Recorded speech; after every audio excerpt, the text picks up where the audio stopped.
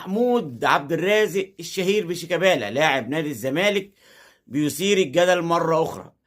أخبار بتتداول إن اتحاد كرة القدم هيوقع عليه عقوبة 4 مباريات بسبب اللي عمله يوم مباراة الأهلي والزمالك في كأس مصر في السعودية. لكن كمان النهاردة بقى سوشيال ميديا مقلوبة على خبر أمير سعودي اسمه الشاعر عبد الله ابن سعد ابن عبد العزيز.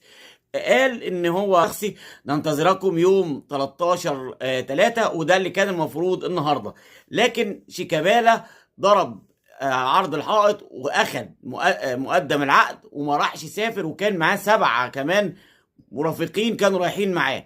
طبعا الامير السعودي قال ان انا هتخذ كل الاجراءات القانونيه ضد شيكابالا، وكتب على حسابه الشخصي ايضا للاسف لاعب غير مسؤول وما بيحترمش